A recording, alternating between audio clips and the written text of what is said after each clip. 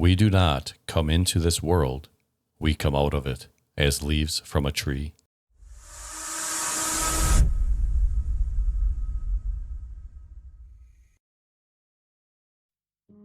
Hello and welcome to Pondering Moments. My name is John. I just like to say thank you for clicking on my videos. I appreciate your time being here. Returning viewers, I really appreciate you coming back. And to any of the new viewers, thank you again for being here. And this week we're going to be getting into Alan Watts. A little bit about him. Alan Watts was an English writer. He was a speaker and a self-styled philosophical entertainer. He was best known for popularizing Japanese, Chinese, and Indian traditions of the Buddhist, Taoist, and Hindu philosophies and making them more palatable for the Western audiences. So with that, let's get into Alan Watts. The meaning of life is just to be alive. It is so plain and so obvious and so simple. And yet, everybody rushes around in a great panic as if it were necessary to achieve something beyond themselves. This is the real secret of life, to be completely engaged with what you are doing in the here and now, and instead of calling it work, realize it is play. Try to imagine what it will be like to go to sleep and never wake up. Now try to imagine what it is like to wake up having never gone to sleep. Life is like music for its own sake. We are living in an eternal now, and when we listen to music, we are not listening to the past. We are not listening to the future. We are listening to an expanded present. When we attempt to exercise power or control over someone else, we cannot avoid giving that person the very same power or control over us. If you say that getting the money is the most important thing, you'll spend your life completely wasting your time. You'll be doing things you don't like doing in order to go on living. That is to go on doing things you don't like doing, which is stupid. To remain stable is to refrain from trying to separate yourself from a pain because you know that you cannot. Running away from fear is fear. Fighting pain is pain. Trying to be brave is being scared. If the mind is in pain, the mind is pain. The thinker has no other form than his thought. There is no escape. To put this still more plainly, the desire for security and the feeling of insecurity are the same thing. To hold your breath is to lose your breath. A society based on a quest for security is nothing but a breath retention contest in which everyone is as taut as a drum and as purple as a beet. One is a great deal less anxious if one feels perfectly free to be anxious, and the same may be said of guilt.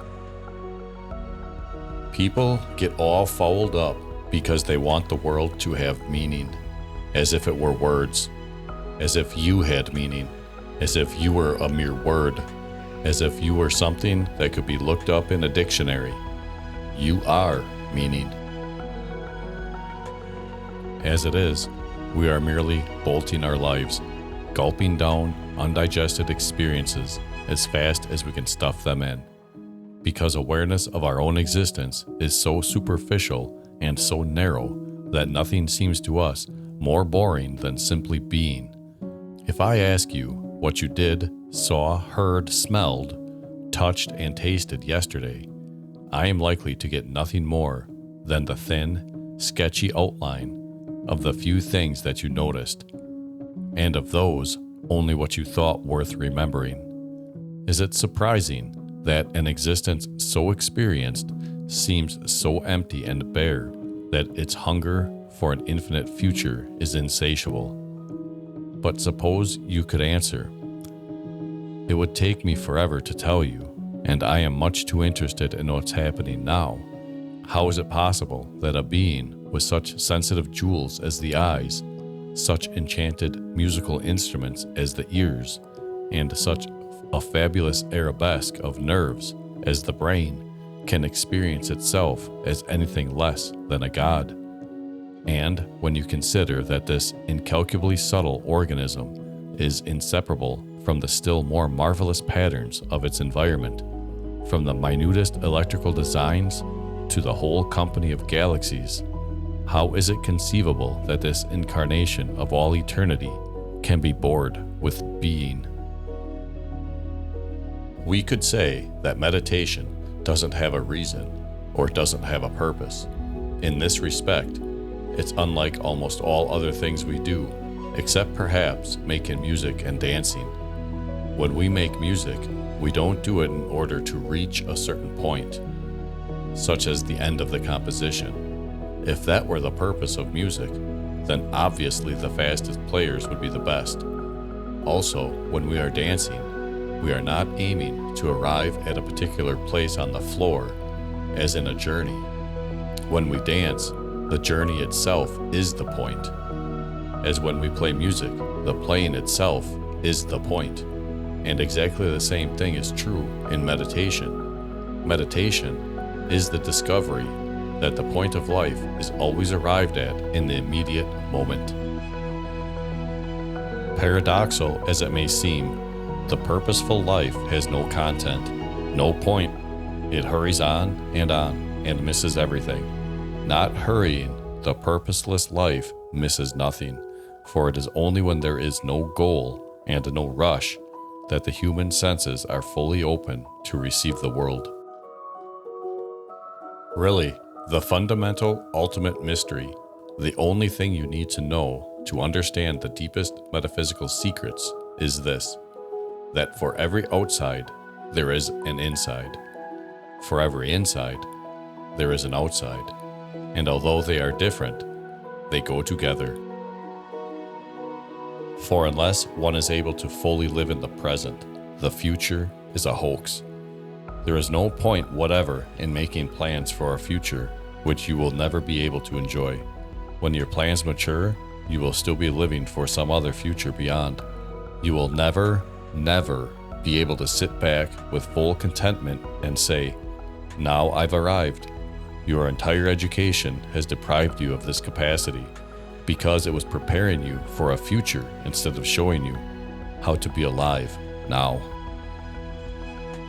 If you cannot trust yourself, you cannot even trust your mistrust of yourself, so that without this underlying trust in the whole system of nature, you are simply paralyzed. For man seems to be unable to live without myth, without the belief that the routine and drudgery, the pain and fear of this life have some meaning and goal in the future. At once, new myths come into being, political and economic myths with extravagant promises of the best futures in the present world. These myths give the individual a certain sense of meaning by making him part of a vast social effort in which he loses something of his own emptiness and loneliness. Yet the very violence of these political religions betrays the anxiety beneath them, for they are but men huddling together and shouting to give themselves courage in the dark. It's better to have a short life that is full of what you like doing than a long life spent in a miserable way. Just as true humor is laughter at oneself, true humanity is knowledge of oneself. You cannot understand life and its mysteries as long as you try to grasp it. Indeed, you cannot grasp it, just as you cannot walk off with a river in a bucket. If you try to capture running water in a bucket, it is clear that you do not understand it, and that you will always be disappointed. For in the bucket, the water does not run. To have running water, you must let go of it and let it run. Zen is a liberation from time. For if we open our eyes and see clearly, it becomes obvious that there is no other time than this instant, and that the past and the future are abstractions without any concrete reality. We must abandon completely the notion of blaming the past for any kind of situation we're in, and reverse our thinking and see that the past always flows back from the present. That now is the creative point of life. So you see, it's like the idea of forgiving somebody. You change the meaning of the past by doing that. Also, watch the flow of music. The melody as it's expressed is changed by notes that come later. Just as the meaning of a sentence, you wait till later to find out what the sentence means. The present is always changing the past.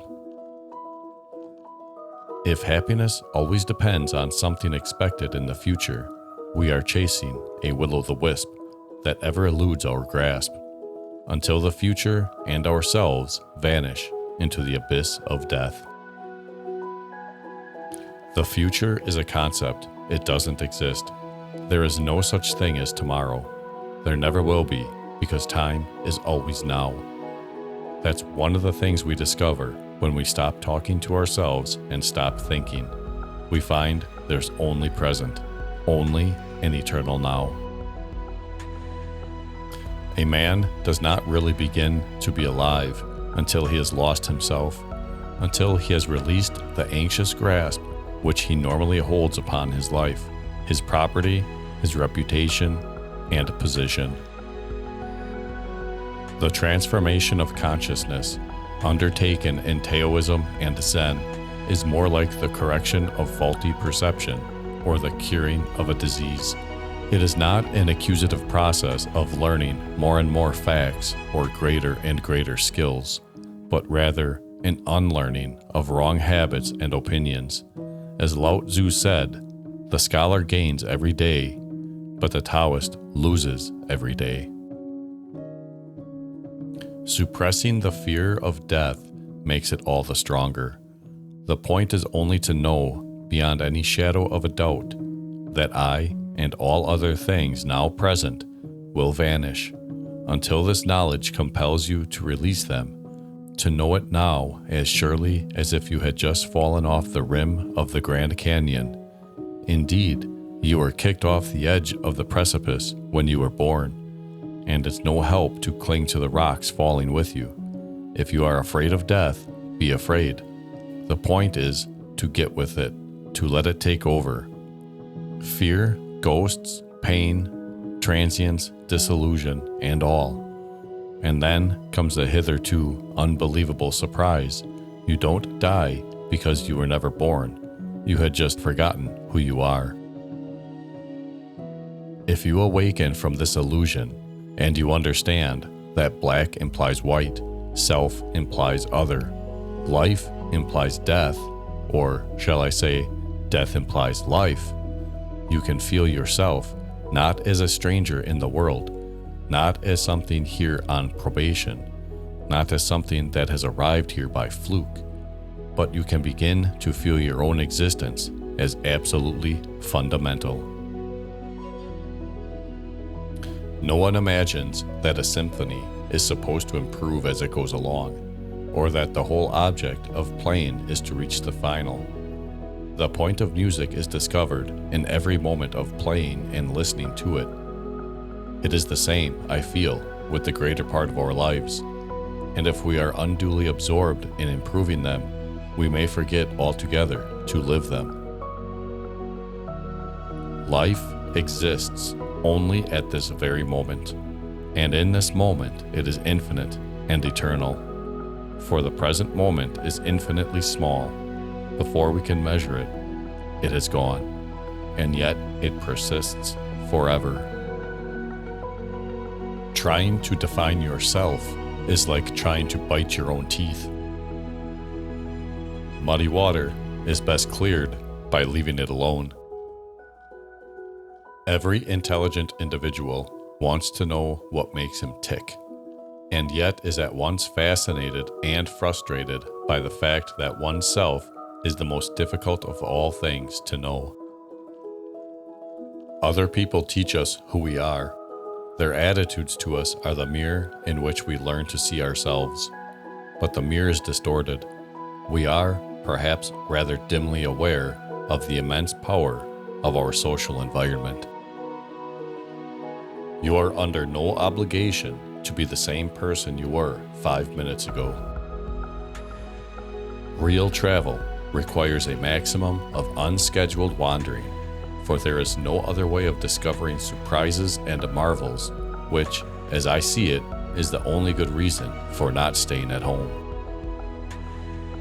We seldom realize, for example, that our most private thoughts and emotions are not actually our own, for we think in terms of languages and images which we did not invent, but which were given to us by our society. We copy emotional reactions from our parents, learning from them that excrement is supposed to have a disgusting smell, and that vomiting is supposed to be an unpleasant sensation. The dread of death is also learned from their anxieties about sickness and from their attitudes to funerals and corpses. Our social environment has this power just because we do not exist apart from society. Society is our extended mind and body.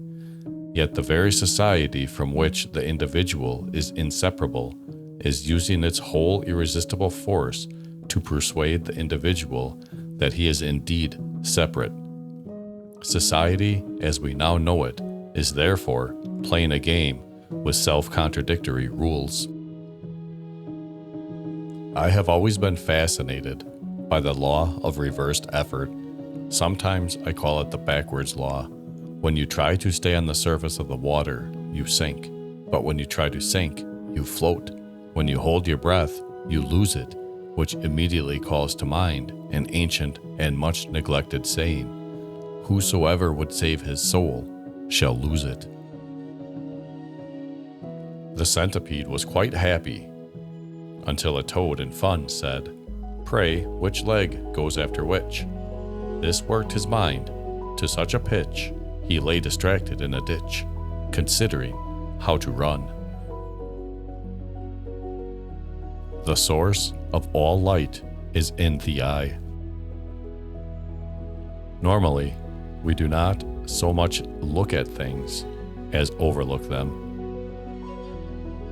Peace can be made only by those who are peaceful, and love can be shown only by those who love.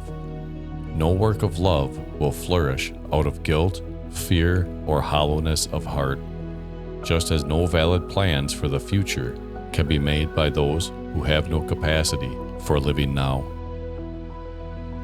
For if you know what you want, you will be content with it. You can be trusted. But if you don't know, your desires are limitless, and no one can tell how to deal with you. Nothing satisfies an individual incapable of enjoyment. You and I are all as much continuous with the physical universe as a wave is continuous with the ocean. To have faith is to trust yourself to the water. When you swim, you don't grab hold of the water, because if you do, you will sink and drown. Instead, you relax and float. If we cling to a belief in God, we cannot likewise have faith, since faith is not clinging, but letting go. Irrevocable commitment to any religion is not only intellectual suicide, it is positive unfaith, because it closes the mind to any new vision of the world. Faith is above all openness, an act of trust in the unknown. The clash between science and religion has not shown that religion is false and science is true. It has shown that all systems of definition are relative to various purposes, and that none of them actually grasp reality.